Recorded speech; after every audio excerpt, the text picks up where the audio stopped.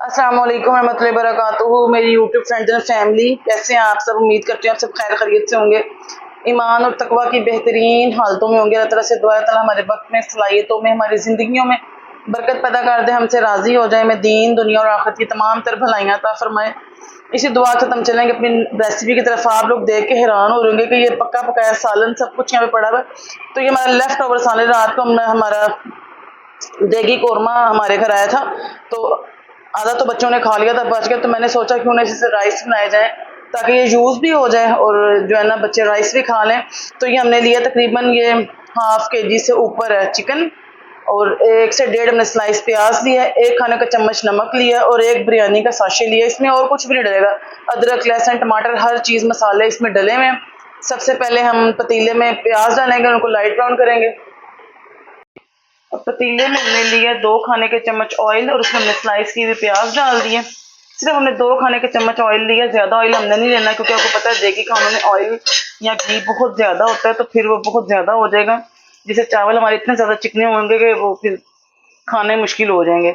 और जिन लोगों ने मेरी देखी है यखनी बीफ यखनी पुलाव की रेसिपी, उन्हें पता होगा कि मैं यखनी वाले चावलों में हरगिज़ भी बिरयानी मसाला यूज़ नहीं करती, वरना यखनी का टेस्ट ख़त्म हो जाता है। तो आज चूँकि हमारा यखनी वाला पुलाव नहीं है, सिंपल देगी सालन है, तो मैंने सोचा कि मैं इसमें बिरयानी मसाला डाल के इसके टेस्ट को थोड़ा इन्हेंस किया जाए।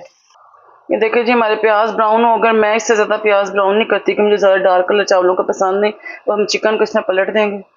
ये देखें जी, जैसे कि मैंने आपको बताया था, इसमें पहले ही काफ़ी मिकदार में ऑयल या घी जो भी उन्होंने डाला तो वो मौजूद है। और देखें अब हमें इससे ज़्यादा ऑयल की ज़रूरत नहीं थी इसमें। अब हमने चिकन को इसमें डाल दिया। हम इसमें डालेंगे नमक और बिरयानी मसाला। नमक ऐड करेंगे, बिरयानी मसाला ऐड करेंगे और 1 साशे, बस, इससे ज़्यादा डालने की ज़रूरत नहीं है, क्योंकि इसमें अपने स्पाइसेस भी हैं। तो ज़्यादा स्पाइसी होगा तो फिर घर के बड़े और बच्चों के लिए खाना मुश्किल हो जाएगा। इसकी अच्छी सी भुनाई कर देंगे। देखें कि ज़बरदस्त इसकी भुनाई होने लग गई है। वैसे तो ये तकरीबन क्या पक्का ही भुना होता है, लेकिन इसको थोड़ा सा भूनेंगे ताकि बिरयानी मसाला जो हमने डाला ना उसका टेस्ट इसमें जो है आ जाए। 1 किलो हमने इसके लिए चावल भिगो के रख दिए हैं, उनको देखेंगे। अब हमारा चिकन बिल्कुल भून के तैयार है। इसमें हम पानी ऐड करेंगे। चावल हमारे 1 kg बने तकरीबन 3 गिलास, तो हम इसमें 5.5 गिलास पानी ऐड करेंगे। पानी हमने इसमें डाल दिया। अब जैसे ही पानी बॉइलिंग स्टेज पे आएगा हम इसमें चावल शामिल करेंगे। ये साथ ही मैंने अपनी ग्रीन चटनी निकाल के रख दी, इसमें बना के फ्रीज करके रख देती हूँ। कुछ को मैं जार्स में भर के रख देती हूँ, कुछ को मैं आइस ट्रेस जो होते हैं उसमें बना के क्यूब्स बना के रख लेती हूँ। मेरे क्यूब्स ख़त्म हुए हुए थे, अभी यही पड़ी थी, मैं इसको साथ रख दिया। ये चूल्हे के टेम्परेचर से जो है ना ये मेल्ट हो जाएगी, हम इसकी ग्रीन चटनी बना लेंगे। ये देखें जी, पानी हमारा बॉइलिंग स्टेज पे आ गया, इसमें बबल्स बनने शुरू हो गए हैं। अब हम इसमें चावल डाल देंगे। और ये बड़ी अच्छी टिप है कि कभी भी बोलते हैं पानी में चावल डालने से ना आप गुरेज करें, उसमें ना डालें, क्योंकि उससे चावल की जो ऊपर की जो होती है ना पॉलिश वो उतर जाती है और चावल चिपकते ज़्यादा हैं। इसलिए नॉर्मल टेम्परेचर पे जब आ जाए तो आप इसमें चावल ऐड कर दें। अब इसमें चावल ऐड करेंगे जी, तो इसमें चावल ऐड करेंगे। चावल का एक्स्ट्रा पानी हमने सारा उतार लेना है, वरना चावल हमारे नरम हो जाएंगे। बिल्कुल भी पानी हमने इसमें शामिल नहीं होने देना।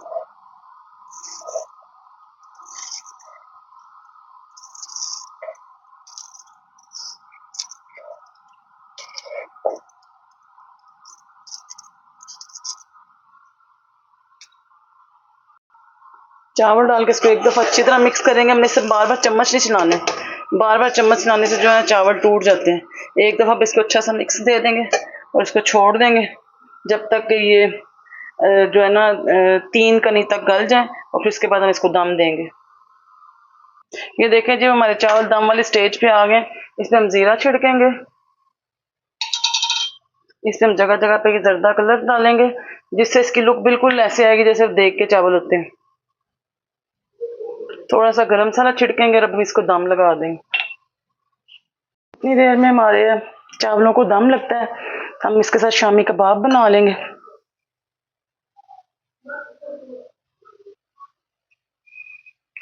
अल्हम्दुलिल्लाह हर औरत अपने घर में सुगड़ होती है, बस ये छोटी छोटी ट्रिक्स होती हैं कि हम टेस्ट को इस तरह इन्हेंस करें कि कोई गैस ही ना कर सके कि ये किसी लेफ्ट ओवर चीज़ से बनी हुई है, या उसकी प्रेजेंटेशन उसकी सर्विंग ऐसी करें कि कोई गैस ही ना कर सके।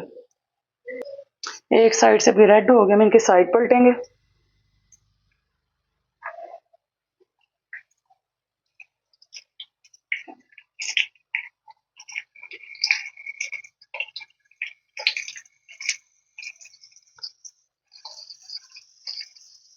کباب بھی ہمارے بالکل ریڈی ہیں، ان کو ڈش آؤٹ کریں گے اور ساتھ ہی اس کے لیے گرین چٹنی بنا لیں گے۔ ایک باؤل میں ہم دہی لیں گے، اس میں نمک ڈالیں گے حسب ذائقہ، اور اس میں ہم ڈالیں گے اپنی گرین چٹنی کہ ہم نے پہلے سے فریز کر کے رکھی ہوئی ہے۔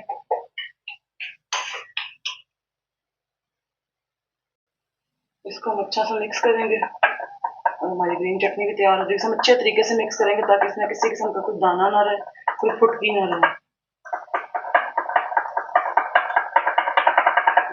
ہماری سبز چٹنی بھی دہی والی تیار ہے، کباب بھی ہو گئے۔ ہم اپنے چاولوں کا دم دیکھیں گے۔ الحمدللہ ہمارے رائس بالکل ریڈی ہو گئے، ان کا کلر کتنا خوبصورت ہے، ہم انہیں کھولیں گے اور آپ کو ڈش آؤٹ کر کے دکھائیں گے۔ زبردست سے ہمارے رائس تیار ہیں، ان کا کلر دیکھیں کتنا خوبصورت آیا، جیسے بالکل دیگی چاول ہوتے ہیں۔ آپ اس طرح الحمدللہ ہر عورت ان چیزوں کو جانتی ہے بنانا، لیکن تھوڑی سی جیسے ساتھ ہم نے شامی کباب بنا لیے، چٹنی بنا لی، اس میں ہم نے بریانی مسالہ ایڈ کیا ہے کیونکہ ہم نے اس میں قورمے کی اسمیل نہیں تھی آنے دینی۔ اگر قورمے کی اسمیل آتی تو کوئی بھی گیس کر سکتا تھا کہ یہ لیفٹ اوور سے بنے ہوئے چاول ہیں، لیکن یخنی والے چاول میں ہم نے بریانی مسالہ نہیں ایڈ کیا کیونکہ وہ ہم نے یخنی والا پلاؤ بنانا تھا۔ امید کرتی ہوں آپ کو ہماری ریسیپی پسند آئی۔ اگر آپ کو پسند آئی ہے اس کو لائک کریں، شیئر کریں اور سبسکرائب کریں تاکہ ہمیں موٹیویشن ملے، ہم آپ کے لیے مزید ویڈیوز بنا سکیں۔ ملتے ہیں آپ کے ساتھ نئی ریسیپی میں انشاءاللہ۔ السلام علیکم ورحمۃ اللہ وبرکاتہ۔